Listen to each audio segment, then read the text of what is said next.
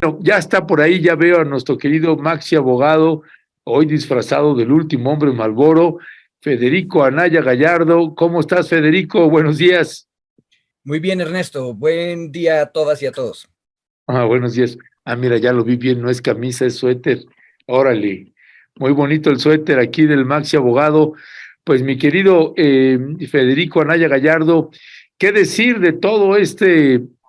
Bueno, finalmente Morena, aunque terminaron pasando en la Cámara de Diputados, finalmente la corriente pues ya, ahora sí que casi podríamos decir, encabezada por Ricardo Monreal, lograron que se hiciera una prórroga para estas reformas hasta el mes de febrero del próximo año.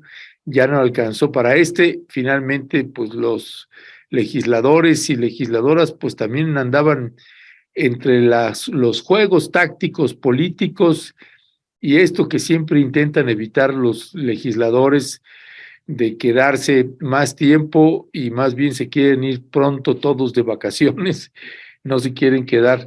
En fin, se habló de esta famosa cláusula de la vida eterna. ¿Qué decía al respecto, Federico, de todo este escenario que hemos estado viendo en el Congreso? Mira, Ernesto, tengo la impresión de que los mismos legisladores y que las mismas legisladoras en las dos cámaras no estaban tan seguros de cuál era el rumbo que estaba tomando el juego. Eh, de hecho, creo que ayudó mucho que el diputado Hamlet de Jalisco haya estado muy pendiente de explicarle a los medios alternativos qué era lo que estaba ocurriendo, cómo iba caminando. Por ejemplo, hoy en la mañanera estaba escuchando hace un momento, no quedaba claro si ya se había aprobado en las cámaras la reforma, porque le preguntaban al presidente que si ya la iba a publicar, y lo cierto es que no, porque todavía en diputados se hicieron cambios a lo que ya había modificado el Senado. ¿Cuándo lo modificó el Senado? Para que nuestro auditorio lo tenga claro, cuando el senador Monreal subió a dar un larguísimo y extrañísimo voto particular diciendo que había elementos de inconstitucionalidad. Eso fue lo que aprobó el Senado. Regresa a la Cámara y ahí Hamlet, en la tribuna, le contesta a Monreal diciendo no, no es inconstitucional esto que dijo usted por tal razón. Y así en varios casos. Entonces, la Cámara vuelve a cambiar las cosas. Y ahí, sobre lo que me preguntabas de la cláusula de la vida eterna, Hamlet, no me acuerdo en cuál de las entrevistas, capaz de que fue aquí incluso en la mesa de Momentum, aclaró que no le había dado la vida, la negociación y el tiempo a la Cámara, a la mayoría en la Cámara, para eliminar esa cláusula. Sí, sí, fue aquí. Bien. Entonces significa que la cláusula de vida eterna sigue viva. Y el problema es que los partidos beneficiados no son los mismos, aunque parezca raro, en la Cámara de Diputados que en la Cámara de Senadores. En senadores tenemos en el liderazgo verde a ni más ni menos que el exgobernador de Chiapas, Velasco, el Bueno, cual, por supuesto, que no es la persona de más confiar en términos éticos, ¿verdad? Entonces, muy probablemente el verde insista, pese a que el verde sea medio deslindado de la cláusula en público, probablemente en el Senado insistan en mantenerla. Entonces, tengo la impresión que la cláusula de vida eterna, esa sí se va a ir hasta la Suprema Corte. Y ahí yo creo que es el argumento de David, que nos explicó la semana pasada, el que va a imperar. O sea, tú no puedes abrir una segunda vía de sobrevivencia para los partidos pequeños a nivel de una ley secundaria. Tienes que atenerte a la única vía, que es la que dice la Constitución. Pero una última idea que pongo aquí sobre la mesa. La ganancia que ha habido en este debate ha sido desenmascarar quién es quién en todos los sentidos. O sea, al final de cuentas, el Verde y el Partido del Trabajo no dejan de ser formaciones que egoístamente pretenden obtener una ventaja a cambio de sus votos. Y eso se ve muy feo, tremendamente ilegítimo a nivel público. Entonces, hacer público toda esta negociación es un paso adelante. Segundo, ¿Se ve feo y es feo? Las dos cosas, lo cual en política es un horror, porque tú lo que puedes hacer es cosas feas que se vean bonitas. Esa es parte de la política más gacha, de verdad. Pero si las cosas son feas y son malas, es terrible. Pero está desenmascarado eso. Pero también está desenmascarado el juego a la mitad del camino del senador Monreal, por ejemplo. Y hay un momento que, por cierto, nunca terminé de encontrar el punto en el que incluso el entorno del Instituto Nacional de Pueblos Indígenas, el INPI, refutó alguna de las tesis de inconstitucionalidad de Monreal, porque parece ser que Monreal también decía que los gobiernos autonómicos serían inconstitucionales y que alguna mención se hacía. Eso no alcancé a verlo, pero ese tipo de debates, ponerlos en público, que nos obliga a ir hacia la minucia de la ley, es una cosa buena. Y en una de esas, no creo que esto haya sido planeado por nadie, pero de que lo ha aprovechado en un extremo el presidente y en otro extremo la gente, las ciudadanas y los ciudadanos, para ver qué está detrás de la máscara de cada actor político, yo creo que eso sí lo hemos hecho todos. Ya, gracias Federico. Ya está por aquí también nuestro querido Maxi abogado David Peña. David, muy buenos días, bienvenido. Buenos días, Ernesto, Federico, ¿cómo están? Buenos días.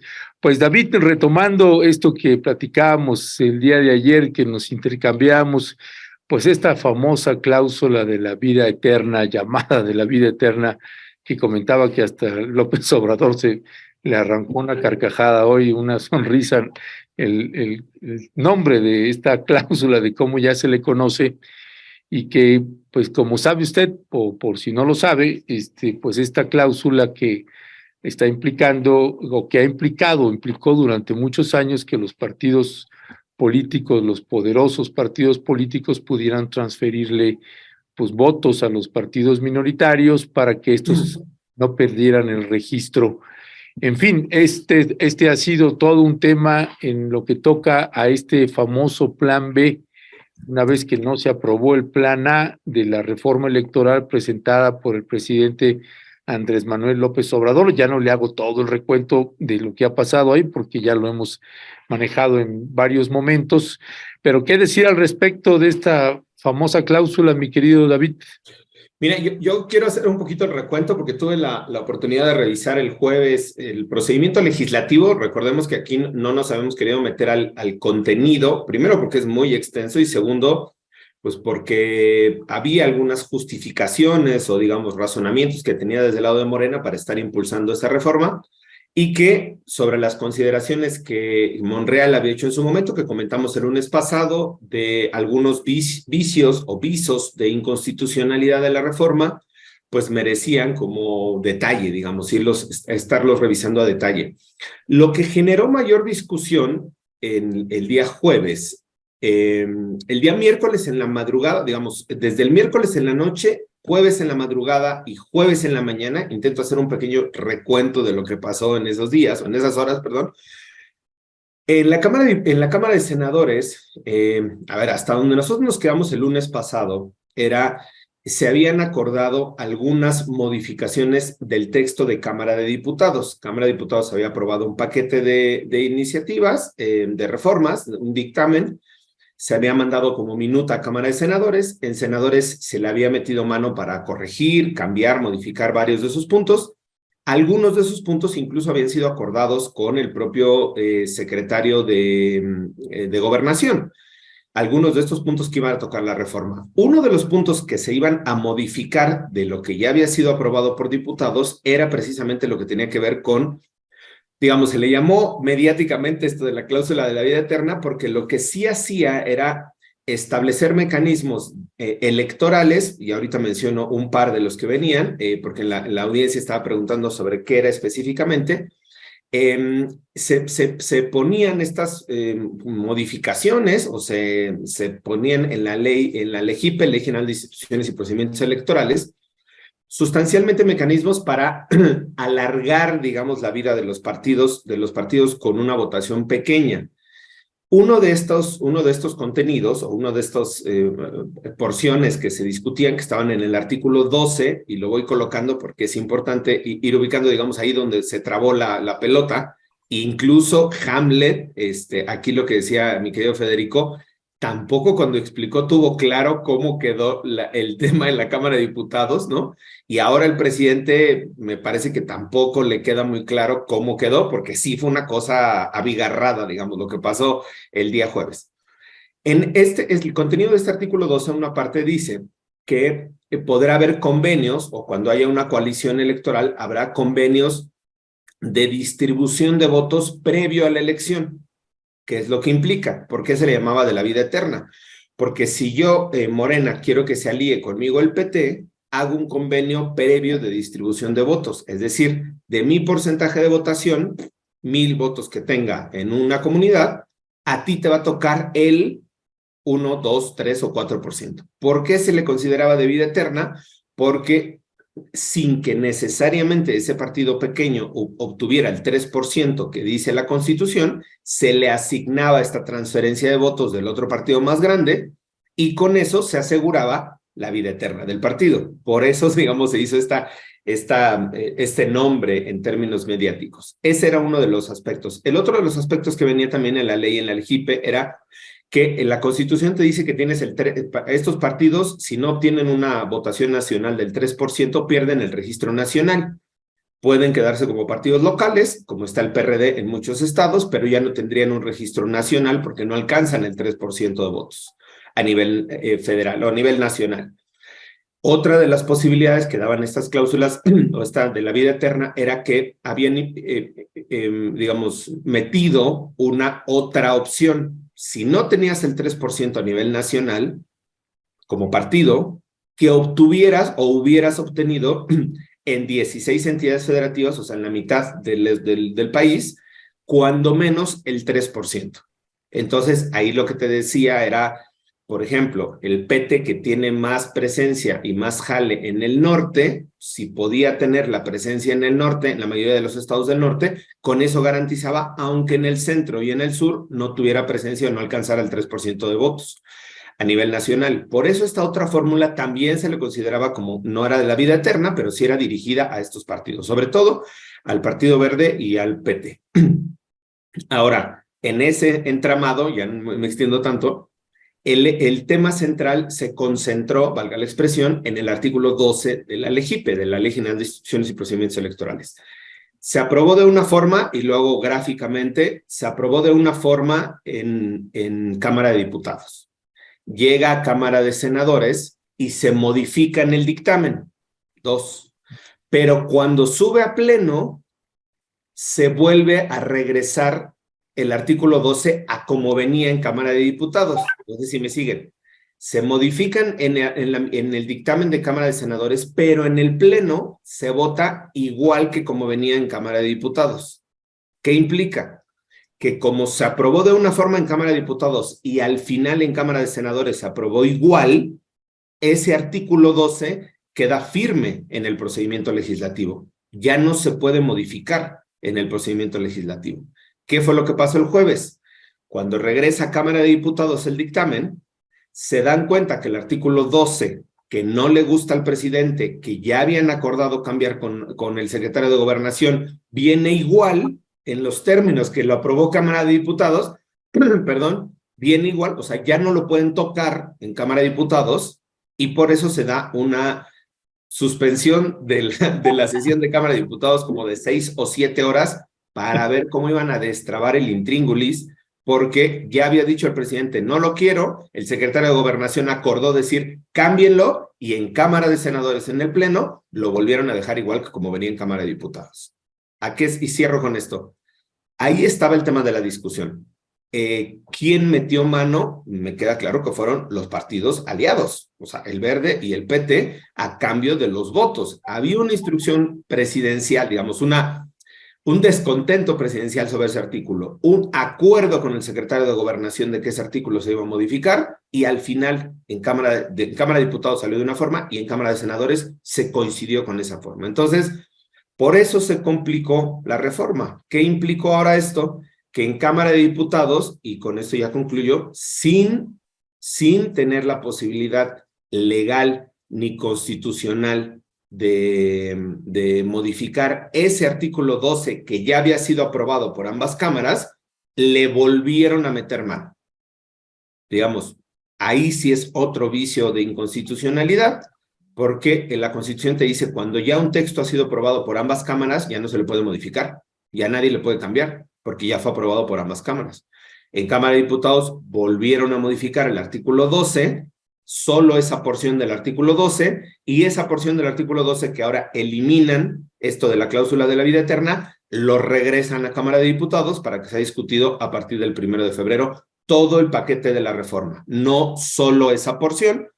O sea, ya cuando se regresa ahora a Senado en segunda vuelta, ya solo Senado podría ver esa porción del artículo 12 que se modificó, ya no el resto de todo lo aprobado por ambas cámaras, pero ese artículo 12 se va a discutir hasta febrero. Posiblemente uno de los escenarios pueda ser que este pequeño artículo, esa porción, pare la discusión o pare el tema de la reforma electoral, porque sí se han estado revisando aspectos de constitucionalidad y sí hay varios en los que incurriría en inconstitucionalidad. Entonces, probablemente se dé este plazo para ver qué es lo que pasa. Se quedó en suspenso, se regresó a Cámara de Senadores y pues no se puede publicar la reforma hasta que se apruebe en última instancia en Cámara de Senadores.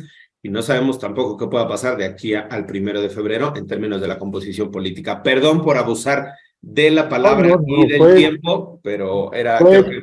Fue magistral tu explicación, al contrario, mi querido Maxi abogado David. No, fue muy pedagógica, creo que a muchas y a muchos se nos clarificaron ahí algunas dudas.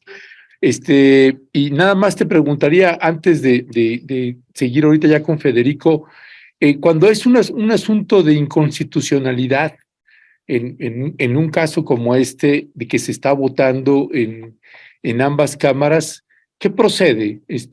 Ahí no, bueno, te pregunto también a ti, Federico, y luego ya David que nos responda también, pero en la parte de inconstitucionalidad, ¿cómo funciona ahí?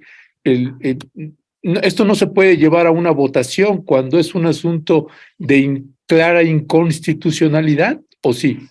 A ver, una cosa, los seres humanos son libres y los políticos son especialmente libres. O sea, si quisieran votar algo que es notoriamente inconstitucional, lo pueden hacer. Entonces, por cierto, la explicación de David no solamente fue buena jurídicamente, sino también políticamente. Ahorita ya me cayó a mí un 20 gigante. La sesión en la cual el senador Monreal hizo este voto particular tan extraño, es la sesión del 7 de diciembre, y ustedes la pueden ver, la estenográfica completa en la página del Senado, pero la estenográfica nos dice que antes de que pasara cualquier cosa, justo empezando esa sesión, Beatriz Paredes, es decir, una de las más veteranas senadoras, ex gobernadora, ex funcionaria pública, subsecretaria de Estado, exdiputada local y federal, o sea, parte de la gran élite priista en el Parlamento, toma la palabra y dice: no debemos discutir en esta Cámara de Senadores estas 2 minutas que nos mandó la Cámara de Diputados. Ojo, ya estaba aprobada el plan B en la Cámara de Diputados, se mandaron las 2 minutas, ¿se acuerdan que eran 2? Pero Beatriz Paredes dice: no debemos discutirlo porque allá en la otra Cámara hubo un problema de publicación en la Gaceta Parlamentaria que por lo tanto hace inconstitucional la aprobación de la Cámara de Diputados. Y se enfrascaron en una discusión larga, muy larga, sobre ese punto, que es una cuestión de inconstitucionalidad. Y la propuesta de Beatriz Paredes no era que la Cámara Alta dijera es inconstitucional y por lo tanto te regaño, Cámara de Diputados. No, simplemente era no lo discutamos. ¿Por qué? Porque está medio raro, entonces no lo discutimos. O sea, el objetivo de la coalición de oposición era detener el debate. Ahora, no se detuvo el debate, Monreal hizo ahí el equilibrio, como si fuera realmente un malabarista, diciendo, no podemos regañar a la Cámara de Diputados. No, no, no. Beatriz Paredes nunca dijo, regañemos a la Cámara de Diputados. Simplemente dijo, no lo discutamos. Mayoritearon los de Morena a la oposición, porque ahí nada más necesitaban la mitad más uno, y entonces quedó en la orden del día el asunto. Discutieron el caso. Y eso es la cosa bien interesante. Sabiendo Monreal, sabiendo la oposición, sabiendo los senadores que están en el lado de Monreal, que el presidente decía es inconstitucional la cláusula de vida eterna, ¿qué hicieron? Lo aprobaron para que las cosas quedaran como nos explicó David, jurídicamente. Como ya lo aprobó la Cámara de Diputados y como ya lo aprobó la Cámara de Senado, por lo tanto queda. Esa es la trampa. Ahora, ¿quién hace la trampa? La hacen las élites políticas que están en el Senado. Y en Julio Astillero y La Jornada, San Luis ha estado discutiendo el último mes completo acerca de cómo se formaron estas élites parlamentarias, qué intereses tienen. Y obviamente, por más que sea un partido muy chiquito, el Verde Ecologista tiene muchas ligas con las grandes élites de los partidos y por supuesto que se hicieron tontos para que quedáramos atrapados en el proceso legislativo, como dijo David.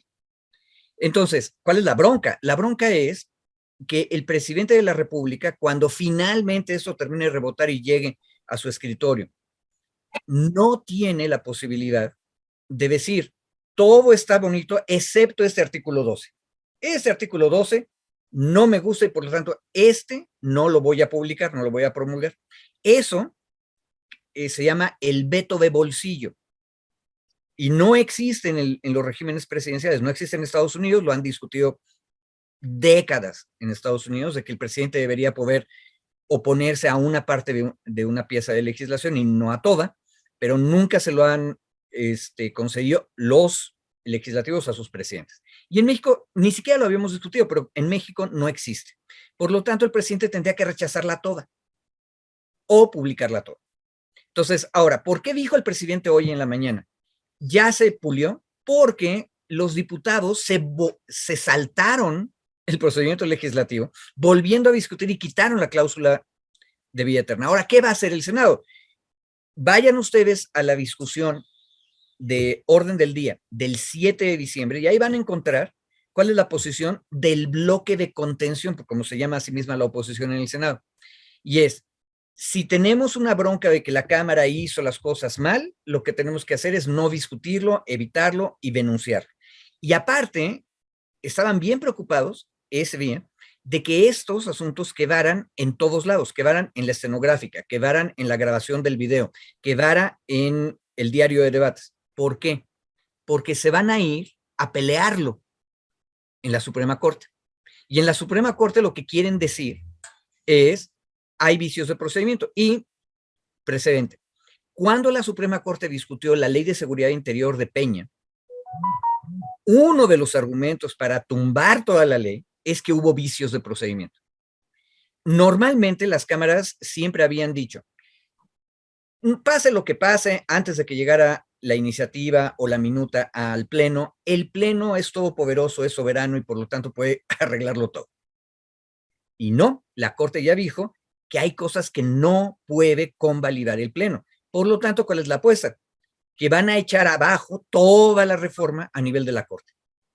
Ahora, esto es tremendamente egoísta porque sabemos que la Corte es lenta como si fuera una tortuga, peor que la tortuga que tenemos en la Fiscalía General de la República. Ya llevamos muchas semanas sin criticarlo, David. Exacto. Entonces, la Corte es peor. Piensen que dejaron que un gobernador delincuente o presuntamente delincuente siguiera siendo gobernador de Tamaulipas durante año y medio, teniendo todos los elementos para por lo menos dejar que el señor gobernador fuera a ante su juez penal. Y la Corte decidió no decidir. Entonces, ¿qué va a hacer la Corte? ¿No decidir sobre este asunto? ¿Dejarnos en ascuas durante todo el procedimiento electoral del año que viene y el de 24? O sea, la apuesta de la élite parlamentaria es perversa. Es ponerle la sombra de duda a todo. ¿Tú compartes que es así perversa y que es poner la sombra de duda a todo, mi querido David? De que son perversos, lo comparto. Y del otro, mira, yo coincido con Federico y creo que pensaría yo que le están dando también la salida, a ver, le están construyendo la mejor salida a la Suprema Corte de Justicia. Pensando que la Suprema Corte de Justicia pudiera no declarar la inconstitucionalidad en cuanto al fondo de los artículos, es decir, que pudiera ser una interpretación, ¿no? De algunos de estos artículos, diciendo no son inconstitucionales, le dieron, me parece, la salida exacta a la Corte para decir, vete por los vicios de procedimiento.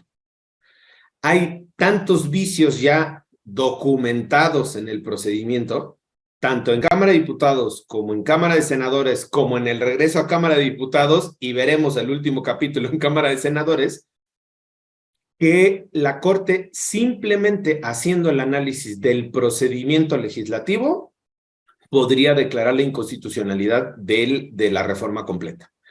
Y creo que me parecería a mí que una parte de esto tiene que ver con el darle, si el camino, digamos, el caminito a la Suprema Corte de Justicia, sin que se meta al análisis de fondo artículo por artículo para ver cuál porción de qué artículo es constitucional o no, incluso le estarían ayudando también a cortar los tiempos. Y ahí yo pienso en dos escenarios más.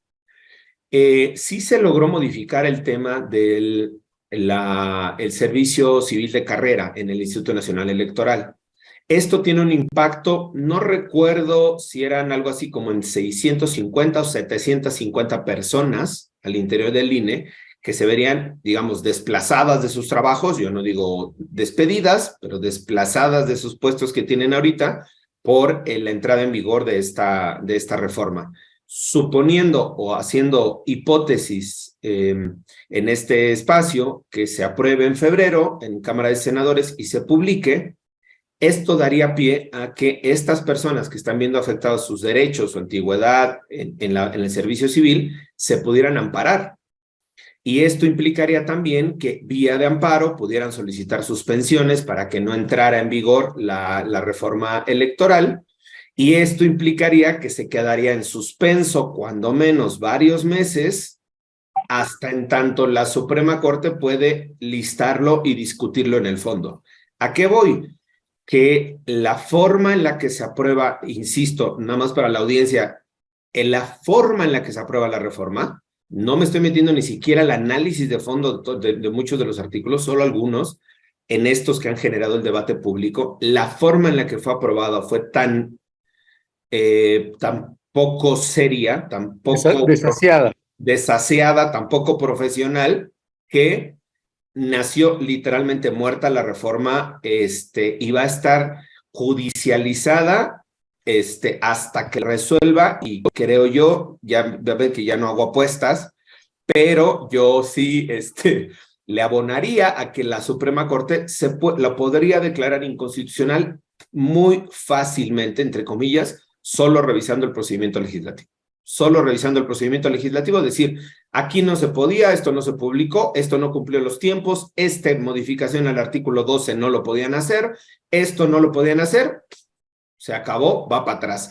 Porque no, la Corte cuando revisa el procedimiento, revisa, decimos nosotros, in toto, es decir, todo el procedimiento, no un artículo o dos, no, revisa todo. Y si en esos vicios de procedimiento, que desde mi particular punto de vista se incurrió en Cámara de Diputados y en Cámara de Senadores, con eso daría para la inconstitucionalidad. Y el tema sí es que nos coloca en una disyuntiva en términos pues de seguridad, de certeza ante los procesos electorales del 2023. Creo que no, porque va a estar en suspenso, digamos, la reforma, si se llegara a publicar en febrero, va a estar con varias suspensiones, tanto de acción de inconstitucionalidad como de amparo. Entonces creo que Coahuila y Estado de México se va a seguir desarrollando con estas reglas, no hay mayor, porque faltan 7 meses, o sea, ya no da. Pero sí me preocupa el inicio del periodo del proceso electoral 2024, que empieza, según yo, en octubre, noviembre del próximo año, que ya es hacia los comicios del 2024 y que para esas fechas, entre octubre y noviembre del 2024, del 2023, no sé si ya está resuelto el tema de la constitucionalidad. Entonces, ahí sí me parece que va a ser preocupante que el INE entre a un proceso de organización de las elecciones del 2024 con una incertidumbre de qué vamos a hacer, vamos a seguirle por donde estamos, o nos esperamos o presionamos a que la Corte resuelva, y peor aún, si la Corte, atendiendo los tiempos electorales, resolviera en septiembre, octubre del próximo año, dice la reforma va para abajo, ¿qué va a pasar? Porque supondría yo que la 4T no se va a quedar así, ¿qué va a pasar un mes o 2 meses antes de que inicie formalmente el proceso electoral de 2024, con una reforma echada para abajo, y con la necesidad de estos cambios en términos electorales? Insisto, el escenario no lo veo solo en términos legislativos, no lo veo nada sencillo, me parece complicado, pero bueno, al final hay que ver si los tiempos de la Suprema Corte de Justicia se logran acortar un poco y eso permite dar mayor certeza o mayor claridad. Si la Corte pudiera, en un escenario hipotético, hacer el análisis de constitucionalidad en junio, julio del próximo año, pues daría mucho, o sea, pasando ya el periodo, pasando las elecciones de Coahuila y de Estado de México, daría un margen para tener, digamos, cierto tiempo de proceso electoral, de proceso legislativo, en septiembre, en octubre y en noviembre, antes de que empiece el proceso electoral formal, para ver si fueran las condiciones de presentar otra reforma electoral que pudiera quizá no generar consensos, porque para ese momento ya van a estar más polarizados ahora sí que las posiciones políticas, pero sí dar mayor certeza a la construcción, digamos, a la planeación de las elecciones del año 2024. Ya, gracias, mi querido David, muchas gracias. Federico Anaya, no sé si quieres añadir algo sobre este tema, lo que acaba de colocar David, o pasamos al siguiente. Solamente un detalle. Si le haces caso a las encuestas, a todas las encuestas, con el sistema electoral como existe en este momento, Morena tiene una poderosa ventaja. Soy absolutamente frío. O sea, yo quisiera que tuviera todas las ventajas. Pero Pensé que ibas a decir absolutamente morenista. Ok. Sí, o sea, ese es mi corazón, pero mi cabeza me dice, sé frío. Pero, a ver, en principio Morena tiene una ventaja con las presentes reglas electorales. La pregunta es, ¿por qué se metió el presidente, que es el líder nacional de Morena, en este debate? No necesitaba cambiar las reglas electorales, porque con estas reglas electorales puede vencer. ¿Sí?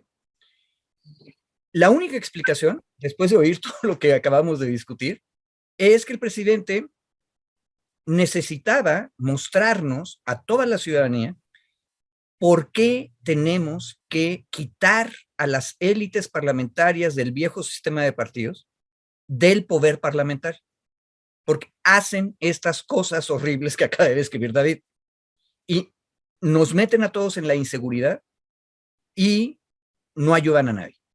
Ahora, ya los exhibimos, ahora vamos a ver las consecuencias. Ojalá la Corte se dé cuenta que conviene que decida muy rápido, porque si no las cosas se pueden poner un poquito más feas. Pero el punto es, capaz de que el objeto final de nuestro surfeador en Palacio Nacional no era tener ni el plan A ni el plan B, sino simplemente mostrar que en la elección de 24 tenemos que darle a Morena el control de las cámaras, porque de otra manera estas élites van a seguir ni gobernando ni dejando gobernar. Yo nada más cierro, para cerrar el tema, discrepo con Federico en esa última parte, porque justo a mí me parece que más que mensaje educativo, ¿no?, del presidente, hoy lo dijo en la mañanera, justo antes de entrar a este bonito espacio informativo. En la mañanera decía el presidente, y me llamó mucho la atención una expresión, quizá la pudiéramos recuperar, dice, la expresión del INE no se toca, era prepotente. Y él hizo la alusión histórica de cuando se decía, hay 3 cosas en México que no se tocan: la Virgen de Guadalupe, el ejército mexicano y el presidente. Incluso él hizo esta referencia histórica a Azcárraga Milmo, ¿no? Lo hizo en la mañanera. Y el decir, utilizar este tipo de expresiones son prepotentes, de el INE no se toca. Cierra él digamos, su recuento histórico y dice, ¿ya ven cómo sí se toca el INE? O sea, me parece más que era una respuesta a lo que el presidente sintió como afrenta del eslogan, de la marcha, de lo que quieran, de todos estos factores políticos, y que fue una muestra de decir, para que vean que sí se toca, ¿no? Para que vean que sí podemos modificarlo y sí podemos meterle mano, no en lo constitucional, pero sí acá. Entonces yo no pensaría que fue más bien algo terapéutico, más bien propedéutico del presidente, hacernos educativo, sino que sí fue una reacción de decir, para que vean que sí se toca, ¿no? Ahora, me parece que el presidente está en todo su derecho de decir, a ver, para que vean que sí, pues nomás hagan las cosas bien.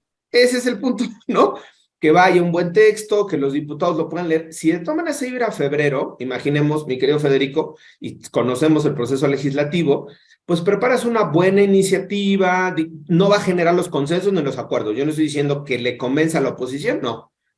Tú generas una buena iniciativa que cumple las formalidades, se publica en la Gaceta, cumplas con las horas, el tiempo, cumplas con todos los procedimientos, le cierras este vicio de inconstitucionalidad por el procedimiento, te blindas, digamos, en la reforma, puede ser prácticamente con los mismos artículos, o digamos, sin meterme en el análisis de fondo, y blindas tu reforma. La forma en la que se hizo desasiada, desprolija, decían alguien en los términos estos domingueros, desprolija, lo que está haciendo es abriendo estas posibilidades de hacer todo este debate, justo este cochinero legislativo que al final entre va y viene, ¿no? Entonces, yo no coincido con que fue un efecto propedéutico, sino más bien sí fue una respuesta del presidente a estos factores políticos que hicieron coincidencia en las últimas semanas, ¿no? Es cuanto, mi querido, el término legislativo, es cuanto, mi querido presidente. Sí. Oye, David, Federico, bueno, déjenme leer algunos de los comentarios de la audiencia. Dice, ¿por qué los pueblos indígenas están quejándose de esta reforma electoral? ¿Cómo que viola sus derechos? Preguntan la Mulix. Dice... Perdón, Ernesto, nada más ahí, el detalle es, digo, me sé más o menos la cosa general, es porque de las circunscripciones, de los distritos que se tenían asignados como acción afirmativa para pueblos indígenas, es decir, se tenía un mínimo, no recuerdo si de 25, creo que eran distritos a nivel federal, que se asignaban como cuota de representación, digamos, o cuota de acción afirmativa para pueblos y comunidades indígenas. Es decir, que mínimamente se tenía que tener esos 25 distritos con representación indígena para las elecciones federales. En la reforma, la alegación que hizo la oposición, yo ahí no leí el detalle, es que se bajaba por la suma que se tenía ahora a 21, de 25 distritos a 21. Lo alegó la oposición. Y más allá de que Morena lo negó en el discurso, yo no vi una negación, digamos, en términos del documento que no fuera así. Si asumimos que lo que dijo la oposición era cierto, sí se representaría un retroceso porque ya se tenían 25 distritos y ahora se estarían considerando 21. Insisto, no lo revisé el detalle de la redacción, solo retomando lo que se dijo en el Pleno, sobre todo en Cámara de Senadores, que sí lo insistió mucho, Xóchitl Gálvez lo insistió mucho y sacó las cifras y sacó la reducción. Yo vi, sí, Morena decía que no era cierto, pero no vi en el texto al final ya cómo quedó esta distribución. Por eso era esta alegación de que se estaba yendo en contra de derechos ganados ya por pueblos y comunidades al reducir el número de distritos de acción afirmativa.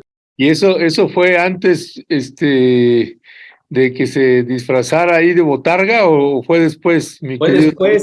Fue después de que salió como dinosauria, después de que salió de dinosauria, hizo ella, creo que subió como 3 o 4 reservas sobre el mismo punto, la Ley General de Instituciones y Procedimientos Electorales, en cuanto a la nueva redistribución de los distritos para pueblos y comunidades indígenas. Gracias, David. Pues con respecto de los comentarios de la audiencia, a que ahora sí le están pegando es al maxi abogado Federico, dice Ernesto Sánchez, qué mal argumento de maroma de Federico. Güey Rotadoer, si se tuviera que despedir a funcionarios del INE respetando todos sus derechos laborales de ley en cuanto a su liquidación, no veo por qué se puedan amparar. ver los casos de Mexicana y Luz y Fuerza. Dice también... Sí, perdón, nada más, ni de- Mexicana ni Luz y Fuerza son buenos ejemplos. Perdón que al comentario, pero ni Mexicana ni Luz y Fuerza son buenos ejemplos. Luz y Fuerza siguen resistencia y Mexicana también, y han pasado 15 años o no sé cuánto. Exacto, y ya los desalojaron además a los de Mexicana. porque nunca aceptaron precisamente ese argumento, que en cualquier caso lo que merecían era la liquidación constitucional. Y la liquidación constitucional tiene una bronca, Ernesto. Se tienes que tomar en consideración todo el tiempo, o sea, es mucho más grande mientras más tiempo haya estado la persona, y aparte tienes que tomar el salario base, y como los salarios del INE, especialmente hasta arriba, eran muy grandotes, entonces va a salir en lumbre el asunto. Ahora, yo creo que la solución es la correcta. O sea, la demostración de que todo esto estaba mal desde el principio es que van a tenerse que pagar unas indemnizaciones constitucionales gigantescas. Por eso no deben ser los salarios tan altos. Punto. Por eso, pero cuando dices la solución es la correcta, ¿a qué te refieres con eso? No La entendí. que dijo el compañero en el chat. Ah, ok. Tienes que hacer es, se cambia la estructura, cambia la burocracia y los que salen y pierden su empleo tienen derecho a la indemnización constitucional. Punto. Dice Yexim X, ¿sirve el plan B para mostrar las cartas de Monreal? Por cierto, sí, también dijo que era para empezar a discutirlo. Gerardo Ríos, artículo 39 constitucional, el poder emana del pueblo y para el pueblo. El INE se tiene que reestructurar. Antonio Alejo Trujillo, la reforma electoral ya está definida, solo esperar a febrero, después veremos la actuación de la Suprema Corte. Creo que no hay artículos anticonstitucionales en leyes electorales. Bueno, yo no creo que está definida, mi querido Antonio Alejo Trujillo, No, pero bien. incluso, Antonio, nada más lo que decíamos aquí, justo, sin meternos al análisis del fondo, solo en el procedimiento ya hay vicios de inconstitucionalidad. O sea, solo en la forma en la que fue aprobada ya hay varios errores, omisiones inconstitucionales o violaciones a la Constitución que se cometieron en el propio procedimiento legislativo, sin meternos al fondo. Pues sí, oigan, y estoy viendo que ya se nos fue el tiempo, como empezamos bastante tarde, y además, pues hoy tuvimos que ajustar porque O sea, el raspón era innecesario, mi querido Federico. Digo tú, mi querido Ernesto, como empezamos bien, empezamos más temprano, o sea, no, empezamos bastante tarde. no, es cierto eso, pero me refiero que íbamos a empezar a las 9:30 la mesa y empezamos 15 minutos más tarde de lo que teníamos pensado. Vaya, en sentido llano, fueron 45 minutos de mesa, no la hora, a eso me refería. Pero mi querido Federico y David, los invitaría a una reflexión final. Federico, ¿con qué te despedirías para la audiencia en este escenario de todo lo del plan B y lo que se está debatiendo y lo que vamos a esperar para febrero de 2019 en esta materia? A ver, yo me hago cargo de la parte de maroma, que fue mi interpretación, es cierto, pero creo que al final de cuentas la verdad está un poco a la mitad del camino de lo que dije yo y lo que dijo David. Este procedimiento, que muy probablemente nace de, como dijo David, el INE no se toca, en democracia todas las instituciones se tocan y se debaten. Ese era el gran debate presidencial con el Parlamento. Y como consecuencia de la manera en que está organizado nuestro Parlamento, con unas élites, especialmente en el Senado, tremendamente hábiles y tremendamente egoístas, lo que estamos viendo es lo que dijo David, una cosa donde le metieron trampas de procedimiento todo el tiempo. Y eso nos termina demostrando que tenemos que cambiar la base de poder de esas élites partidistas. Capaz de que no era lo que deseaba el presidente, o sea, no fue propedéutico, bien dice David, pero ese es el resultado final. O sea, aprendimos mucho de este asunto. Ya, gracias. Nada más déjenme hacer un comentario. Cristian, nada más te pido que verifiques con Anaí, porque allá en Lima es una hora más. O sea, son sus 11:40 y no sé si eso le quedó claro. Te pediría que precisaras eso con ella, por favor, porque entiendo que ya está entrando con nosotros y nosotras. David Peña pregunta, por ejemplo, dice Nora Brie, dice, ¿cómo se aplica entonces la disposición constitucional de que nadie puede ganar más que el presidente? Es que eso fue en una parte, en una porción, la ley de, está la austeridad republicana y otra la ley de salarios máximos, fue declarada parcialmente inconstitucional por la Corte porque afectaba los ingresos de la Corte. Entonces, pues cuando llegó esa ley a la Corte, pues la Corte dijo, no voy a dar un tiro en el pie.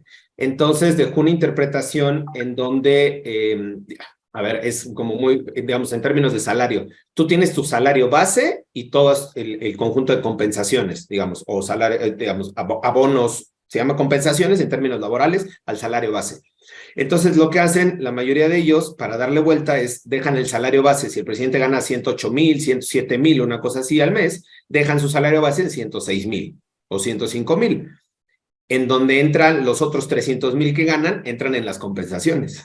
Entonces, en estricto sentido, pues no ganan, entre comillas, más que, entre comillas, el presidente, porque su salario base son los 105,000 pesos o 106,000.